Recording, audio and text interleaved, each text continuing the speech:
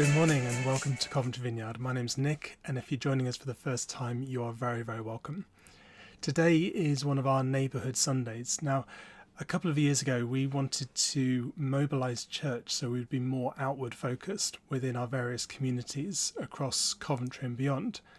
And our shared vision and calling is really to become one church of disciple-making disciples in multiple locations. And so we intentionally shaped Coventry Vineyard to make disciples who would then make disciples who would then make disciples. And rather than having one big sort of church thing in the middle and expecting everyone to come to us, we wanted to mobilise ourselves to be out in the various neighbourhoods and communities. The reason why I want to do this is that Jesus calls everyone to follow him, to live as his follower and to make disciples or apprentices who in turn make disciples. Now the church is really the natural outcome of this. As we focus on making disciples, the natural outcome is church. Sometimes if you just focus on church, you don't always get disciples. Now we've structured and designed Coventry Vineyard with all of this in mind, and everything we do revolves around the three priorities of encourage, equip and express. To encourage worship in everyday life, to equip people to live life as followers of Jesus, and to express love in practical ways. And this is really to our neighbours.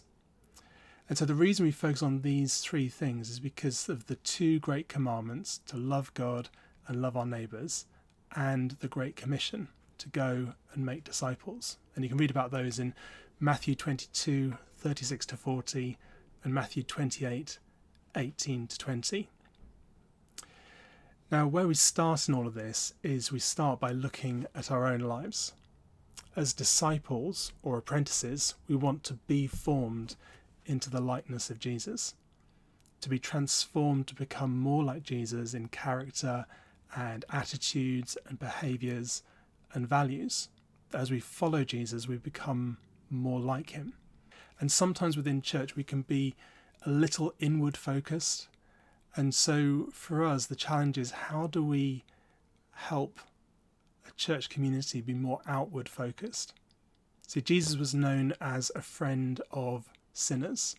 People invited him to their parties and he went. And as his followers, we also want to be people that go where he goes, to go to our neighbours and our colleagues, to talk with them, to bring hope and transformation in dark places. And so we go beyond the comfort of our homes or our church buildings and meet people where they are. We meet people on their turf, allowing them to really know us. And that's where we find people who are curious about God and open to him. Now the third stage, as we be formed, as we then form friendships, the third stage is that we form communities. Now, as we get to know our neighbours and others and form friendships, we can start to develop community with them. We may be able to invite them to our life group or what we're doing with our neighbourhood.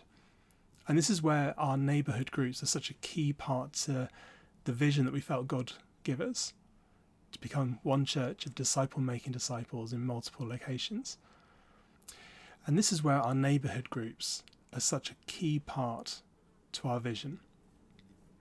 The neighbourhood groups, and in particular our Neighbourhood Sundays, are part of a wider neighbourhood initiative to engage with our neighbours, to love them and see true and lasting transformation in our neighbourhoods.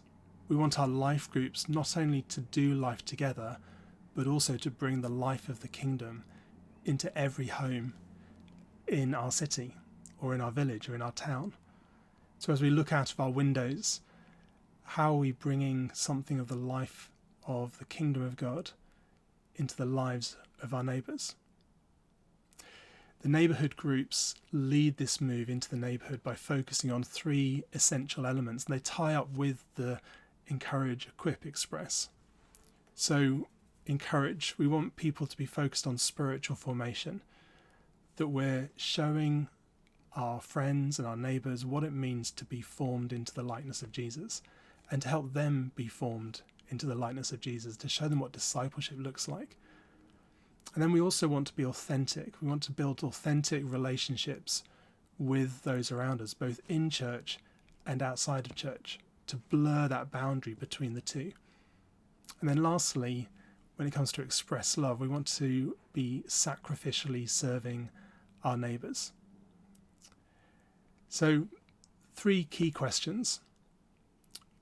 What is God already doing in your community? Secondly, where is there a need in your neighbourhood? And thirdly, how can you bring kingdom transformation to this area? You see, Jesus only did what he saw the Father doing. And for us as followers of Jesus, we are to discern and to look out and say, Father, what are you doing in this neighbourhood, in this community already, and how can we join in?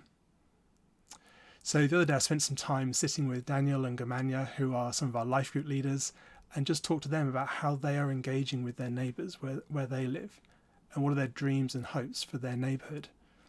Then I also talked to Germain and Susy, and they are some of our neighbourhood leaders, and asked them to talk about what they've been doing in the War Memorial Park in terms of reaching out to their neighbours. So bless you. May you know something of God's love in your life today, and may you be encouraged to reach out to your neighbours, to see where God is already moving, and to join him in the adventure. After this, if you want to join us in the Zoom call, you'll be especially welcome. Bless you.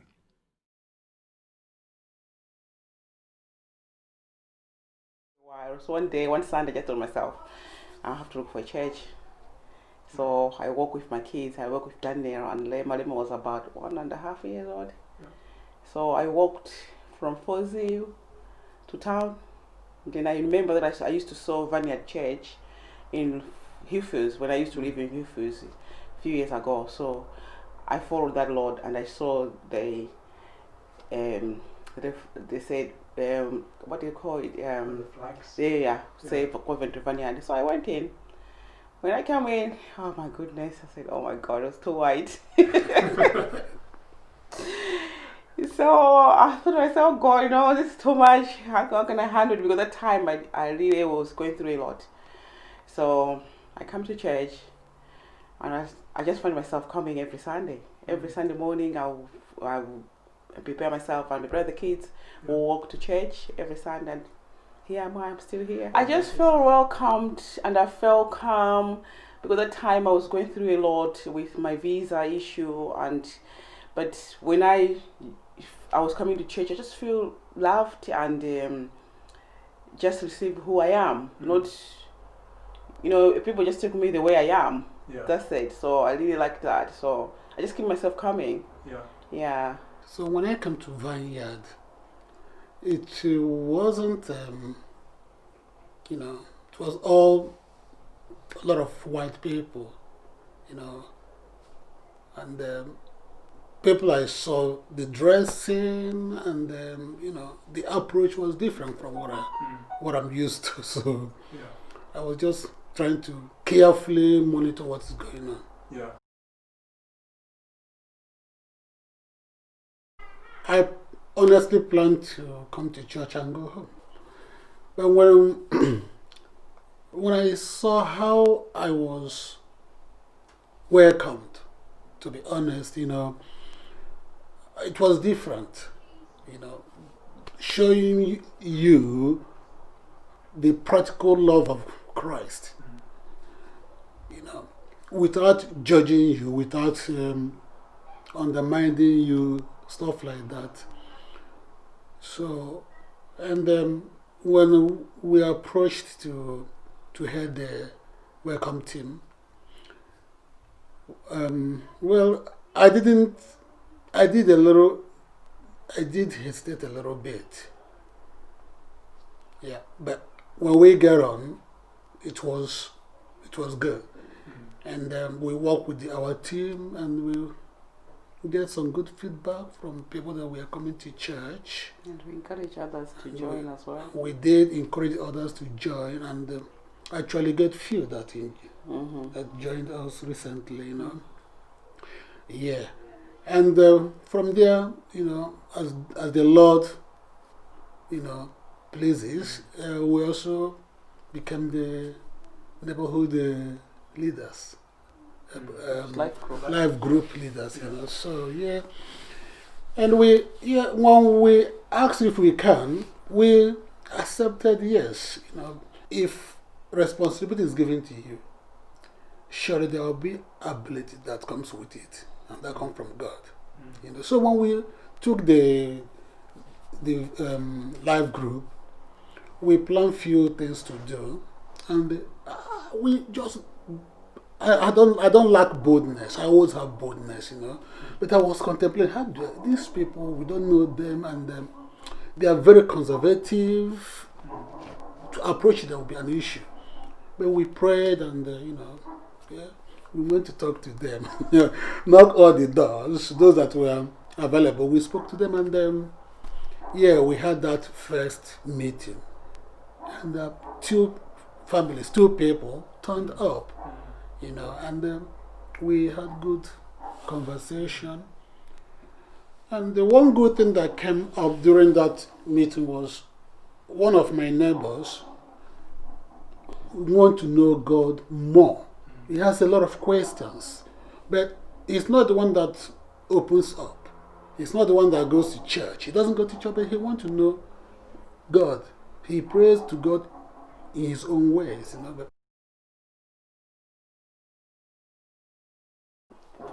Since the COVID, when the lockdown is set up a bit, we've been talking to almost the whole building. Like when we meet outside, we talk, we speak of how is school going.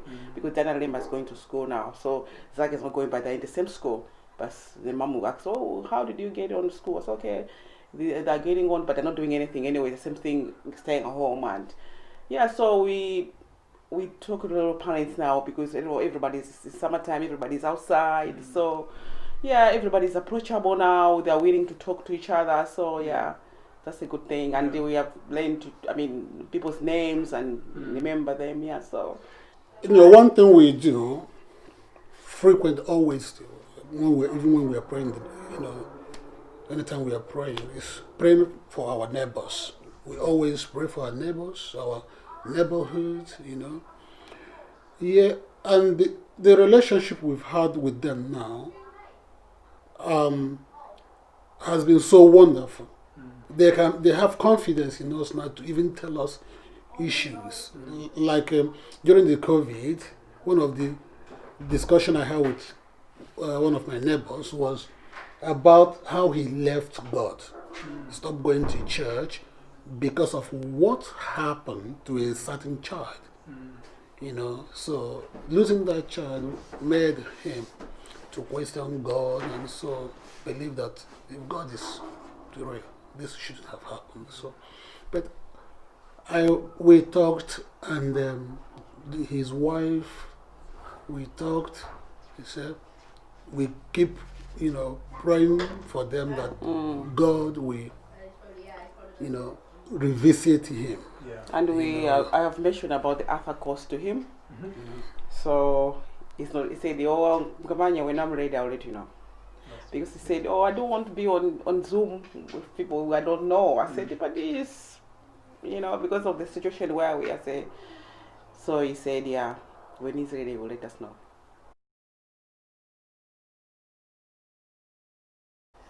This one is so interesting because she lost her husband in December. Then she's got a long-term mental issue, like panic attacks with anxiety. But this time when it was at the time of COVID, so the daughter phoned me and said, "Oh, Ngamanya, I just want few days for mom to support her with shower." I said, "Really?" I said, "Okay, but I don't want too many carers. I just want 2 people to go in." I said, "Okay, me and my business partner will be going because we want just to be confident because you're not going." So when I went to see this, she just told me, "Oh, my mom is very, very, very, poor with her mental health." So I went to see her, and we could see she was like very dominant, very, very sick. And I helped her with a shower, everything. Then we came downstairs, And I said, oh, I'm going. And she looked at me, and somebody just come to me and said, do you want me to pray for you? She said, yes. And she really, that time of the COVID, but she really hold me so much. And I prayed, just a simple prayer. I just said, Lord, give us peace. In Jesus' name, amen. I didn't pray a long prayer. Then the following week I went, another week, you cannot believe the same lady which I seen. She's there. She's still on her medication, but she's got that peace. I pray for it. So every time I see her, I prayed. Yeah. Because she allowed me to pray, because I always let them to say yes. So even she told her daughter, say, oh, Ngamanya, pray for me. And the daughter called me saying, Ngamanya, I don't believe, but whatever magic you have done to my mom, continue. Yeah. So she's so well now. She's so well, because she was confused. She never used to take her meds, but now she's able to take her medication. She's able to do easy food, easy things, tasks in the house. So prayer works. And most time for me, I pray for children, because I know I've got friends who the teenager boys that are going through a lot with the gangs and everything. So most time my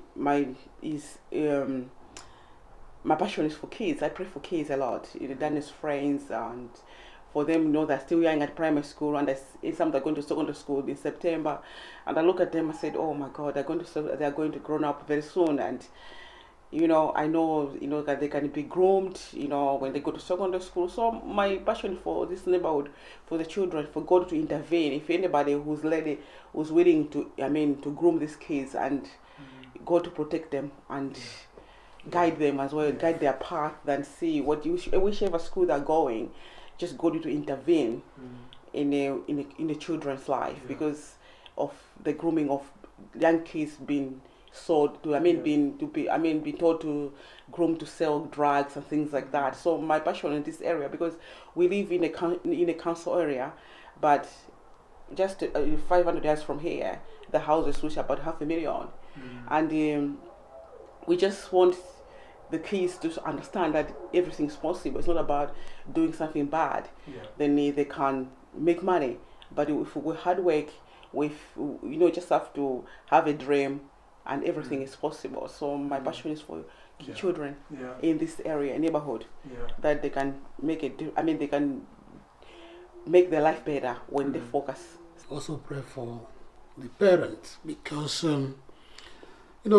children picks a lot from the parents, and how they are being brought up is based on the knowledge or what the parents knows about, So we want our neighborhood to be really Christ-like area, where everybody will experience the love of God, So, and as a result, it will be a place that you'll be comfortable with your neighbor, with everyone, regardless of your identity, as they say.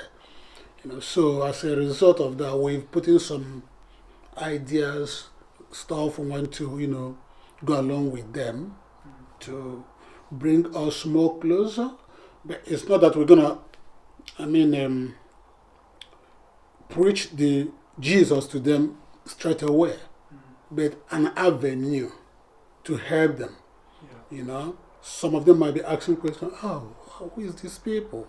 They're kind, the way they treat us, the way what they do. That alone can make someone to ask you, who are you? What do you do? And they want to know. So we pray that the kingdom of God will, come in us, through us, straight down to our neighborhood. Me has helped me.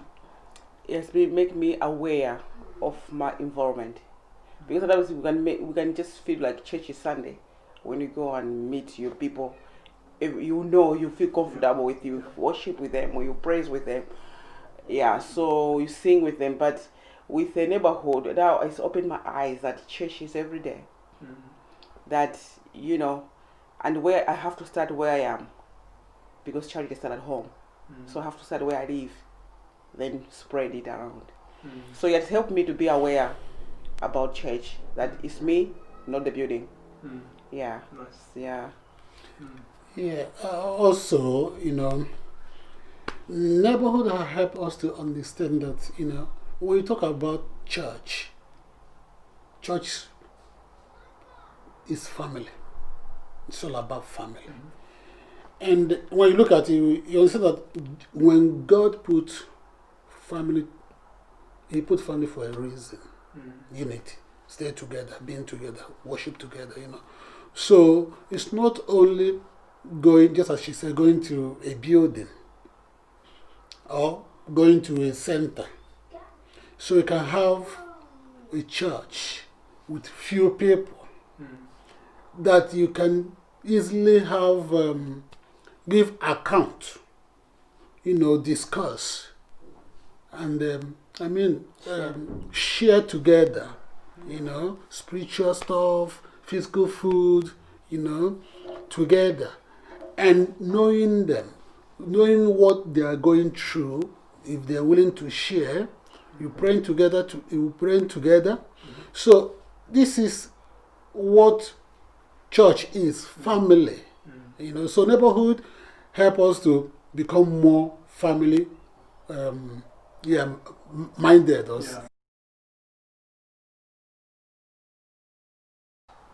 Last Sunday, it was very interesting because at this moment, we know with the COVID-19, people are scared. People are very scared. And the guy said, yeah, as a follower of Jesus, what do you have to do? I know you need to be with people to say, like, where I work is, I work in healthcare sector. So it's like people, are witnesses, with clients, and they say they're scared.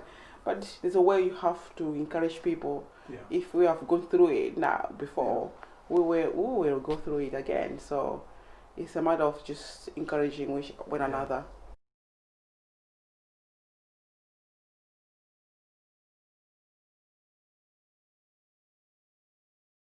Try to be friendly with our neighbors. I just listen their stories and try to help as much as we can. And recently we just put a leaflet in through the letterbox with our contacts, telling our neighbors if we could help in any way.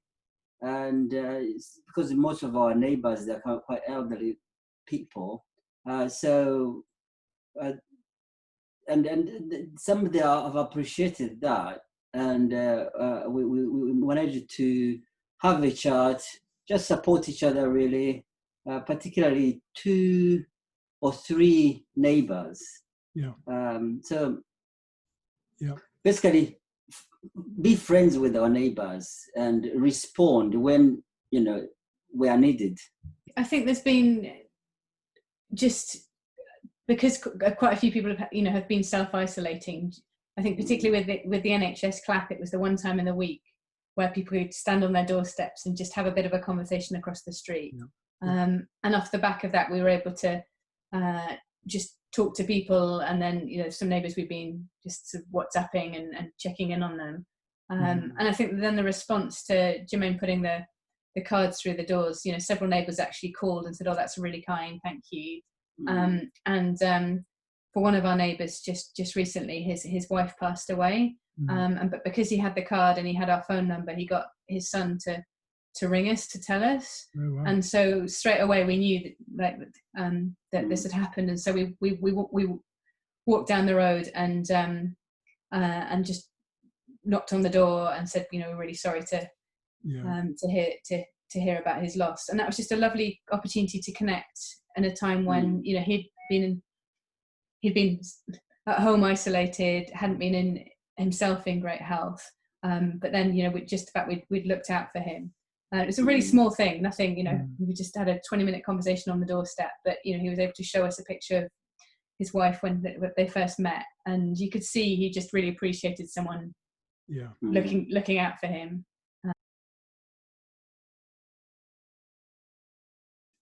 our neighbourhood can mean so many different things to different people. And whilst we've got an immediate neighbourhood here on our doorstep on our street, which we've tried to respond to in different ways, you know, one of my neighbourhoods is my workplace, and somewhere where I feel very much called to be.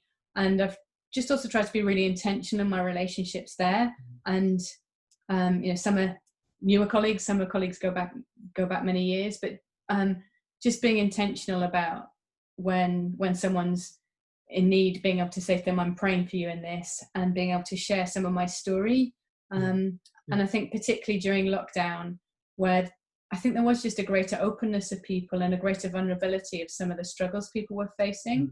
I've actually been able to share with a few colleagues more than just I'm praying for you. I've been doing that for a long while, but actually be able to say, this is my story. I faced some similar struggles, and this is how Jesus helped me through. And just being able to have those really vulnerable but honest spiritual conversations.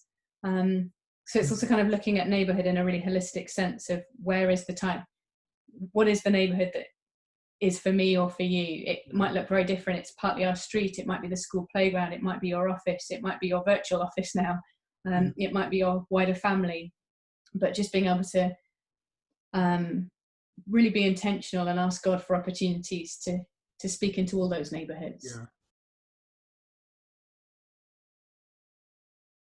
Before we moved to War Memorial Park, we used to meet in a pub in Charlesmore called Open Arms. It was a time to get to know our neighbors, get to just deepen friendship, because we didn't know each other very well. So that was really good. So we could meet on Sunday morning, first Sunday of the month, and have a breakfast and catch up, develop our friendship, and meet whoever comes along and be friends with them. And then we realized that we need to move out from the pub to the Memorial Park, Visitors Center, where we met again with the friends and the neighbors from this area of Charlesmore, Stycho, Kenilworth, and just to express the love of Jesus to whoever we met. So it has been a really good place to connect with one another and connect with people who were just walking in the Memorial Park. They could come and have a cup of tea, have coffee, have something to bite, and have a chat and just be friends. That's been really positive in that we've I say some months we've had people just walking past and kind of noticing things are open and saying, oh, what's this? And we just tell them a bit about what we're doing, and they've just come in and joined whatever we're doing. And other times people have brought their friends and neighbours along. And I think, you know, a particularly memorable time was back in November, when we had the theme of remembrance. And obviously the park itself is a memorial park. But we invited people along to just come and paint a pebble in memory of a loved one. And you know, whether that was from the war days or just more recently. And we had quite a number of people come in, and it was just a really sort of moving atmosphere, that it wasn't just about, obviously painting's quite therapeutic in itself, but people came in to paint, but there were also conversations going on about the loss that people had and that sense of sort of community coming together and building. So that's just kind of one example of one of the things we've been doing there. Very much a journey of faith, because we don't know quite what the autumn or beyond will look like in terms of, and you know, quite how stringent or less stringent the restrictions will be. But I think one thing that's become so clear during lockdown is that there seems to be just a real hunger and thirst in our nation and in our world for something more meaningful. People's hopes being shaken, all the things that people normally put their trust in. Oh, I've got a job, good job, I've got a house, I've got money, I can go out and, you know, enjoy myself on a Friday night. All of that's been taken from a lot of people overnight. You know, suddenly you can't go out of your house. All of the bars are closed, all of the restaurants are closed, all of the leisure facilities are closed. And, you know, so many people have been furloughed, and now the next stage of that, as people are losing their jobs, all those things that that people traditionally thought were safe. And, you know, who would have thought that something like the hospitality sector, where it seemed like a safe job, would suddenly literally shut down overnight. And I think that's just shaken people's confidence and gone, oh, can I actually trust in money and jobs and power and wealth? And, you know, and then even if you had money, you couldn't buy rice and you couldn't buy flour. I mean, that was such a shock for many people in this country. I think it's shaken a lot of people to their core. And then, of course, people have had loved ones get sick and die. So I think that's just shaken the heart of so many people in our nation and in our community. And I don't know, the word that comes to mind is just hope at the moment, that we need to be a people of hope, being able to say to people, yeah, it doesn't mean things are going to be easy. We can't wave a magic wand and say, come to faith and all of your problems will go away and you'll find a job and you'll not face hardship and nobody in your family will die. That's not the case. You know, Jesus asks us to take up our cross, but he does promise hope. And I think our world's really in need of hope, and that's something we want to sort of see in the park in whatever shape or form we can do it, that we can be a people that offer hope and offer an alternative view on the world and point people to a God who's alive and active and gives hope, even in the midst of despair, even in the midst of uncertainty, even in the midst of distress.